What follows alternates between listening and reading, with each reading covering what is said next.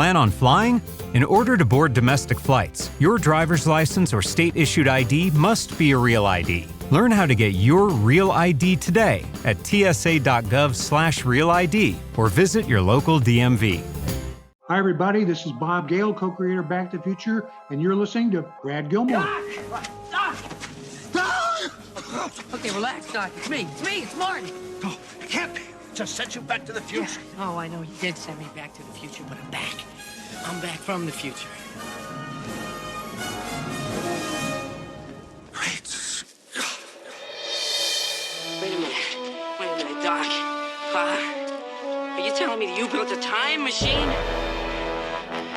Out of a DeLorean? The way I see it, if you're gonna build a time machine into a car, why not do it with some style? Whoa, this is heavy. Hey everybody, welcome to Back to the Future, the podcast, the only podcast looking back in time with the greatest film trilogy of all time, Back to the Future. I'm your friend in time, Brad Gilmore. Oh my goodness, it's a big day. Today is May the 6th, so it's not as cool as May the 4th be with you. It is not Cinco de Mayo! But what it is it is a huge day for me and for hopefully all you pinheads out there, because another, year? Yeah, year's work. Wow. Another year's work on a Back to the Future project. And this one I come to you with a phenomenal feeling about, because today is the official release of Why We Love Back to the Future. 40 Years of Fandom, Flux Capacitors, and Timeless Adventures, available through Mango Publishing, on Amazon, on Barnes & Noble, on Target, wherever books are sold. You know, go and find it. If you find it in a bookstore, please send me a picture of it and DM me or email me, bradgilmore@can'twaitforever.com. Because I would love to be able to sign those, take pictures of them, post them at places, because it's a really interesting time for me. You know, the first book came out in April of 2020. And what was interesting about that was the pandemic. It was the pandemic. That's what was so interesting, you know, and because it was the pandemic, it was the book. I feel like the book kind of came and went a little bit, because there were larger things going on in the world, and you know, it's just so crazy what 5 years can do, and how much can change in 5 years, in your life, in your mind, in your career, and you think that you're done with something, and then all of a sudden you find your way back to it. And long-time listeners of this show, if you've listened since 2015, God bless you.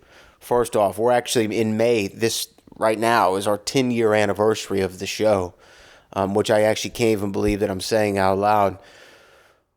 But you know, long-time listeners know I've gone back and forth on this show. Like, sometimes I'm like, oh, I don't know what else I can do. What else can I say? My heart wasn't in it sometimes. I had co-hosts and I didn't have co-hosts, and they're all great people. We even bonded again over the pandemic. And so I thought, though, that the book was finished. And I've told this story in a variety of different ways. But, you know, I just thought it was done. And I put it out there, and then there's a paperback version which corrected some minor things, and I thought I was done with it then. And so it was 4 years, I'd say, without thinking about the book. You know, a good 4.5 years, maybe even. And I wasn't thinking about it. I didn't care, you know, I didn't care to think about it too much anymore, just because writing that first version of the book was so damn difficult. It was so damn difficult that I never wanted to write a book again. And then I did a Bond one, which again, I felt like my heart was 75% there and not 100%. And I just didn't feel like I didn't feel like proud of those literary works as much as I should have, being my first book. And so I tell this story in Why We Love Back to the Future, but it was 2024, this time last year, May of 24, Memorial Day weekend. So we're coming up on exactly a year. And I was with my buddy Jeff Smith. We were doing the Clue the Movie podcast. I did Back to the Future the podcast live there at Comic Palooza. And the headliners were Michael J. Fox, Christopher Lloyd. John Cena was there as well, although you couldn't see him unless you bought a ticket. Then you still couldn't see him. But yeah, it was there with Jeff and doing that Back to the Future live podcast. I was like, damn, man. You know, I wish I would have done this on the book. And, you know, after the book came out, I interviewed Bob Gale and Christopher Lloyd and Leah Thompson and so many people who were involved with Back to the Future that I felt like I kind of let myself down a little bit. And forgive me if I've told these stories before, but this is like a full-length podcast. And we're going to get into some Back to the Future-ish stuff. Just give me a second, guys. But I remember doing that convention and then leaving and feeling very energized. You know, I had that picture prominently displayed on my fridge, which I still do. I was very excited about Back to the Future and kind of thinking about it a lot again. And, you know, the musical had come out and I saw it, you know, in 2023 and it was amazing. And then I thought more about the animated series and more about Future Day and more about Biff, and I thought more about everything. And I just thought there was so much detail, to say it in a pretentious way, or detail, to say it in the Southern vernacular, that I left out of that version of the book. And I contacted Mango and said, hey, I want to do this book again. I don't know if y'all want to do it again, but I want to do it again. And it just so happened we're coming up on the 40th anniversary of Back to the Future and all of that, you know. And can I do it? And they responded and said, put a pitch together. So I put the pitch together, similar to I did in the first book, and they came back and they said, we think it's a great idea. And then I started to figure out, like, how can I make this really feel almost new? And the original manuscript, I believe, was 27,000 words. I could be off by 1,000 or 2 words. And at that time, the longest thing I'd ever written, which I think most of the time you write a book, it's hopefully the longest thing you've ever written, because before that, the longest thing was like a term paper,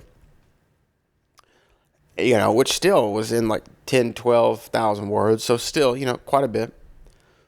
But anyway, I just felt like I knew more. I was a better writer. I was a better thinker.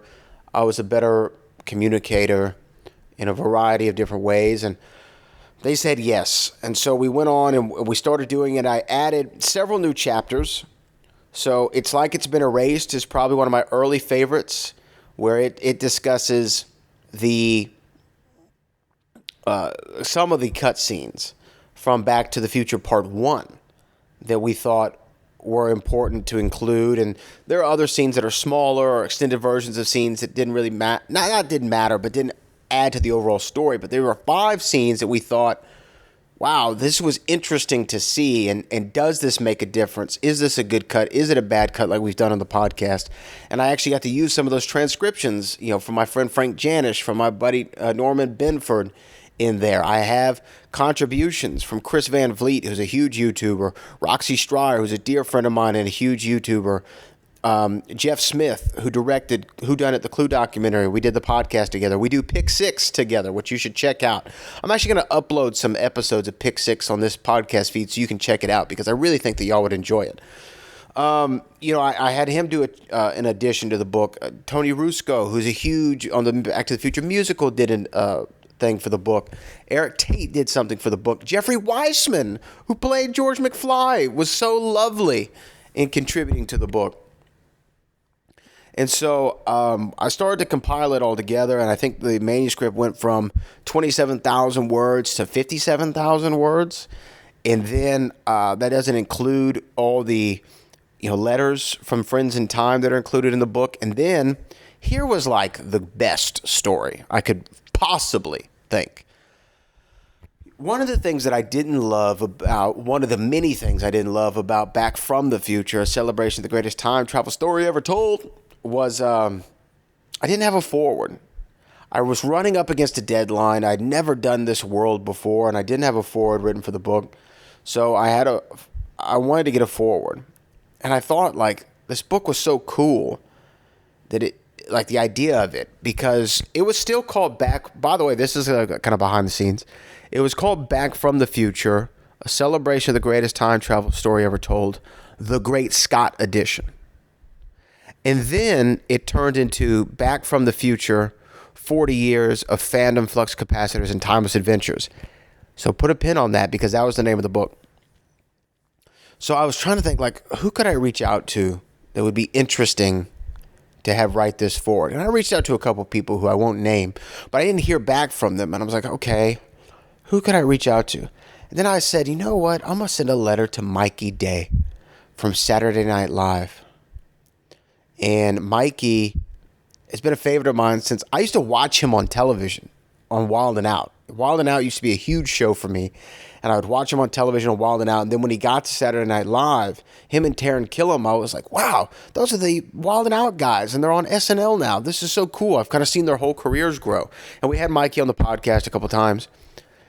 Although, like, we had him on the podcast, it's not like we have some great rapport where now I email him all the time and we chit-chat and talk and we're great buddies. It was just kind of a professional. You came on the podcast, you want to talk about Back to the Future. He had Is It Cake 2 on Netflix. We talked about that. Talked a little Indiana Jones, but never anything, like, heavy, right? And really got that rapport. But I knew how big of a fan of the series he was, and he was so gracious to, put my book over, and get a copy of it and things of that nature. So I sent him a letter in the mail, but it wasn't just any letter. This is awesome. So I had the idea of, how is this letter going to stand out and make him feel like, wow, I should be a part of this. So what I did was I went and ordered on Amazon a leather envelope, like almost like a filing envelope, like manila sized. And I went and I wrote the letter on my computer of Mikey asking to write the foreword. And at the top of it, I put Western Union. And of course, I signed it Your Friend in Time, Brad Gilmore, and I wrote it in pen. Then I did something I used to do when I was a kid. When I was a kid, I used to like to make treasure maps because I'm a weirdo.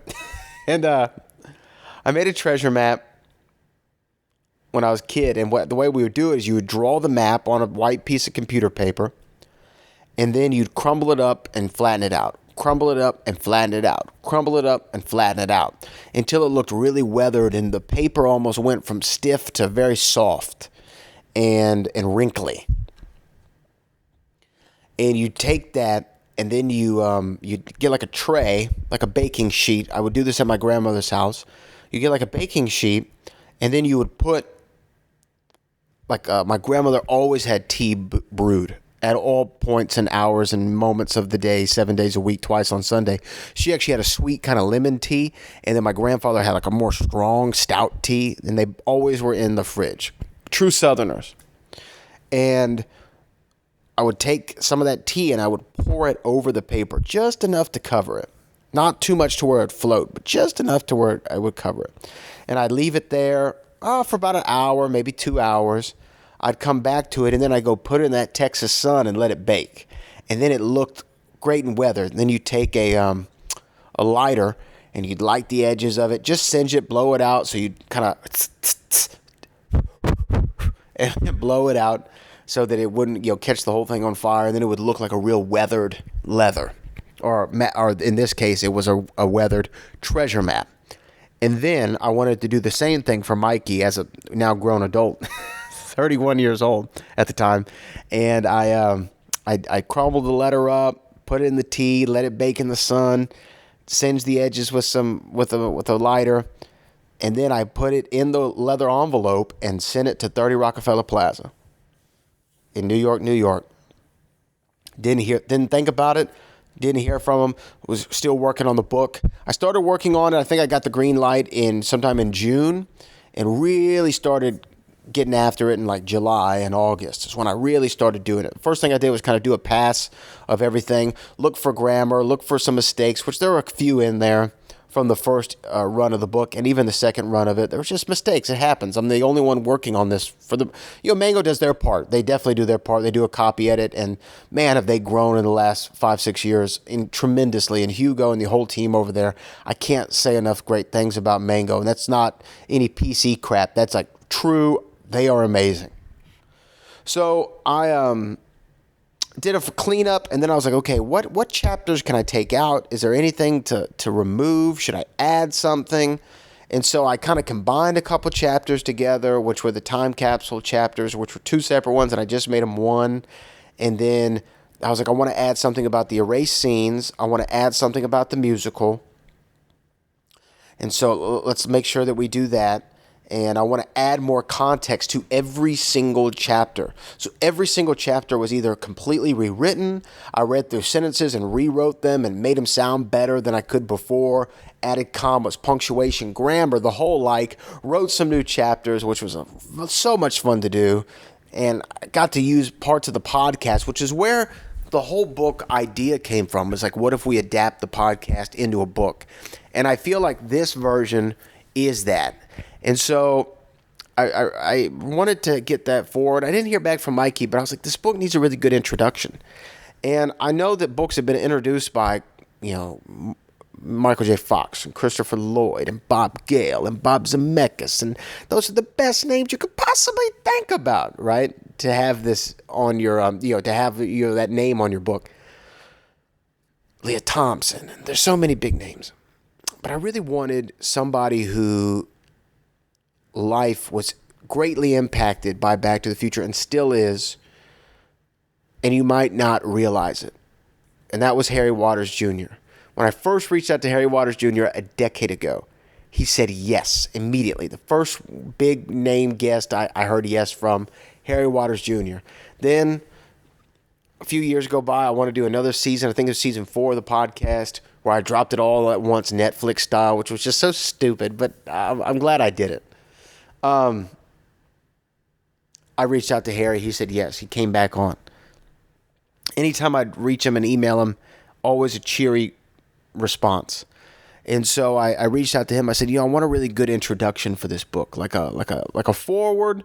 I think I called it a foreword at the time, which it is. I mean, it is. But when I read it, I was like, wow, this is a great introduction to what this book was about. And I reached out to Harry. He said, absolutely, would love to. He actually wrote it on his laptop before he got on a intercontinental flight to fly out of the country. I think he was going to Frankfurt, Germany, or something like that. I don't remember where, so don't quote me on it. But he was going out of the country, and he wrote the foreword in the airport and sent it to me, and I loved it. It was perfect.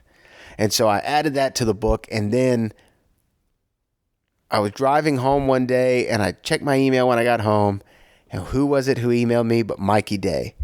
And Mikey was like, hey, thanks for sending me the coolest piece of mail I've ever received. Would love to do your foreword. And that's how I got Mikey Day to do the foreword. So the book was all ready to go, and then Mango was like, hey, and this was interesting. They were like, hey, we're getting some pushback on the title, Back from the Future.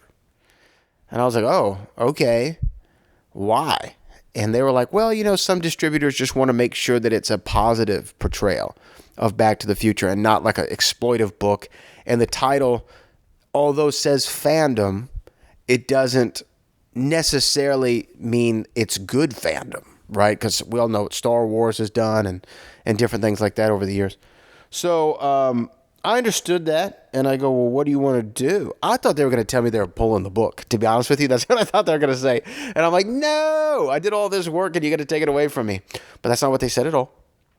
They actually said, what we want to do is we have a few series of books. Why We Love Twilight being one of them. Why We Love Star Wars being another one. That one was written by my buddy Ken Knapsack. And without Ken writing that book, I would have never started this book journey for Back to the Future. It's really incredible that they mentioned that. They said, we want to call this book Why We Love Back to the Future. I said, you don't have to twist my arm. I love it. Let's do it. And the cover, I mean, everything was done. The design was done. The book said Back from the Future everywhere in it, the Great Scott edition. And then it changed. With I think 2 weeks to go to press. It changed to Why We Love Back to the Future. And I love the title even more. I love it even more than Back from the Future. And it wasn't my idea. And you would think as a writer, your ideas are precious. But it was pretty cool that happened, and I was very happy about it. So the book is out now. Make sure you go get it. Download it, ebook it. Don't get the audiobook yet. The audiobook isn't updated. So don't get the audio unless you want to hear the original version of the book, which is a far less good version. Less superior version. This is a far more superior version. However you say that, you know what I'm talking about.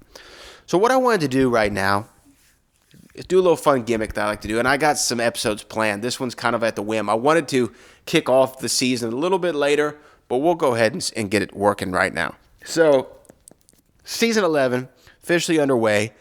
Had Robert Zemeckis and Tom Hanks on this podcast. Who would have thought? Okay. What I want to do is I've always wanted to get a physicist on here to talk to me about how time travel is really possible. So the first thing I want to do is I'm pulling up my ChatGPT and I'm going to ask Juniper, is time travel possible? Hey there. So the idea of time travel is a fascinating one, and it's a topic that scientists and science fiction writers have explored for ages. According to our current understanding of physics, time travel into the future is theoretically possible due to relativistic effects, like how time moves slower for objects traveling close to the speed of light or in strong gravitational fields. But traveling back in time is far more complex and remains purely speculative. There are some theoretical models involving wormholes or cosmic strings, but we're still a long way from making any of that a reality. So for now, time travel remains in the realm of science fiction, but who knows what the future might hold. Okay, well, interesting, because I've always wondered if it's theoretically possible. So, okay, if going to the future is theoretically possible, what are some theories on how you could travel to the future? Absolutely. Traveling to the future is more grounded in the laws of physics we know. Here are a couple of the main theories. First, there's time dilation from Einstein's theory of relativity.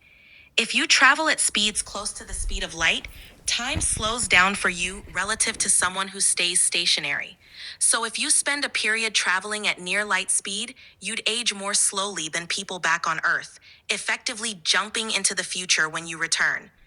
Another concept is gravitational time dilation. Time moves more slowly in stronger gravitational fields. This means that if you were to spend some time near a massive object, like a black hole, you'd experience time more slowly than someone far away from it. When you return, you'd find that more time has passed for everyone else, effectively traveling into the future. Lastly, there's the concept of cryogenic sleep or stasis, where someone could be put into a state of suspended animation and then woken up far into the future. While this isn't exactly time travel in the relativistic sense, it's another way to skip forward in time. These ideas are all theoretical or based on extreme conditions, but they give us a glimpse into how future technology or understanding might make leaps in time possible. Okay, so let me go back for a second. One of those kind of sounds like the plot of Interstellar, where you're traveling at the speed of light and you come back and everyone else has aged and you haven't aged as much, right? But can we talk about how accurate is the time travel as depicted in Back to the Future? Exactly, like in Interstellar, that effect is a real consequence of relativity. Now, when it comes to Back to the Future, the depiction of time travel is purely fictional and doesn't align with our current understanding of physics. The movie uses a DeLorean equipped with a flux capacitor to jump instantly to different points in time, which is a fantastic narrative device, but not something supported by science. The movie's portrayal of causality, like changing the past and immediately altering the future, is also quite simplified. In reality, even if backward time travel were possible, it would bring up enormous paradoxes and complexities.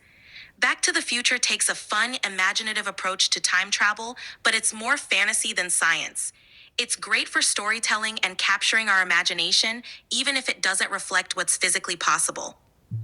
Okay, well, I don't know if I fully agree with you because you're saying that like if they go back and change the past, okay, it doesn't have a direct effect as simplified as you say in Back to the Future. But just because Back to the Future simplifies it doesn't mean that there's not a part of Back to the Future that is accurate, because they explore things like paradoxes and they explore things like alternate timelines, which would happen if you go back and change it. Like, for instance, if I were to go back to yesterday and change something I did yesterday, I wouldn't live the same today that I'm living now. I would live on a fractured timeline that today would be representative of a different timeline because I changed the events of yesterday. Am I right? I get what you're saying, and that's a really interesting perspective. The idea of alternate timelines or branching realities is definitely a popular interpretation in modern physics and many sci-fi stories. While the classical interpretation of time travel might imply a single, changeable timeline, many modern theories suggest that altering the past could indeed create a new, divergent timeline, leaving the original timeline unchanged. So, in a sense, what you're describing, changing something in the past leading to a different present, is in line with the concept of parallel universes or multiverse theories. These theories suggest that every change creates a new branch of reality, so you'd experience a new timeline from that point onward. In that way, Back to the Future and similar stories do capture the essence of some real theoretical ideas, even if they simplify them for storytelling. Okay, so if theoretically speaking, if I go back 5 years from today and I change one thing that happens, how is that going to alter the future? All right, so if we think about it in terms of the branching timeline theory, going back 5 years and changing one thing would create a new timeline from that point forward. Essentially, you'd now have two timelines, the original one, which remains unchanged and continues on its course, and the new one, where the change you made sets off a ripple effect influencing everything that follows. In that new timeline, the future would unfold differently based on the change you made. Even a small alteration could lead to a cascade of events that alter relationships, careers, or even larger societal outcomes. From your perspective, you'd experience this altered future as your present reality, while the original timeline would continue separately, inaccessible to you. So, in essence, the future you experience would be a new branch of possibilities shaped by that one change you made. Okay, so if I were to go into the future, as you say is theoretically possible due to light years or wormholes or whatever the exact thing you were mentioning earlier, here's my question.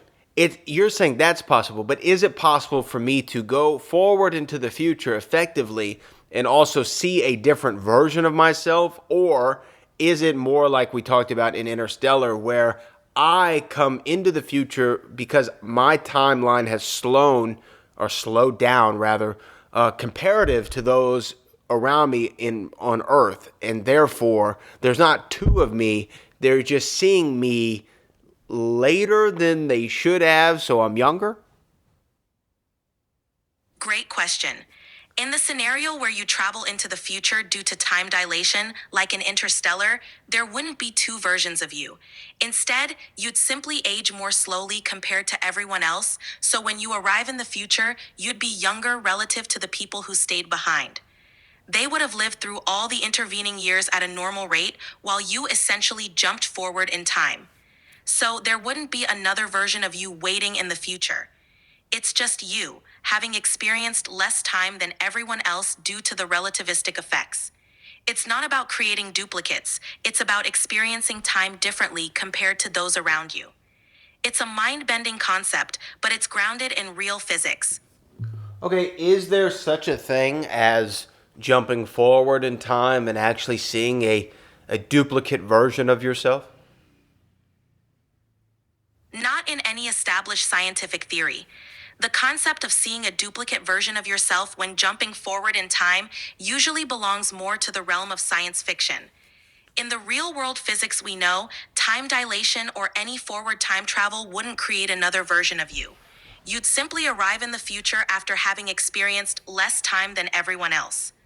The only way you'd see another version of yourself in the future would be if you left your past self behind and then encountered that future version who aged naturally. But that scenario involves more of a hypothetical loop or a form of suspended animation rather than the actual duplication of yourself.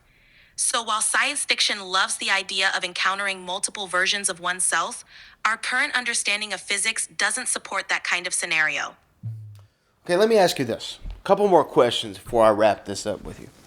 So first off, in Back to the Future, Doc is talking to Marty, and he says, when he's showing him the flux capacitor and the time machine, how everything works, he says, hey, I could go back and witness the birth of Christ or the signing of the Declaration of Independence.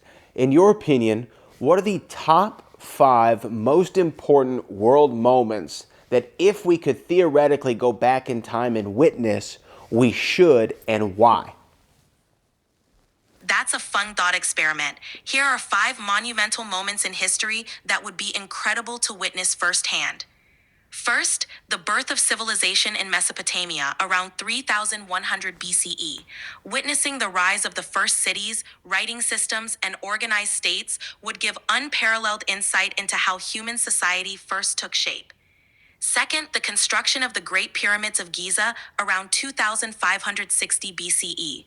Seeing how these ancient wonders were built and the society that created them would solve countless mysteries and offer a direct connection to early human engineering and culture.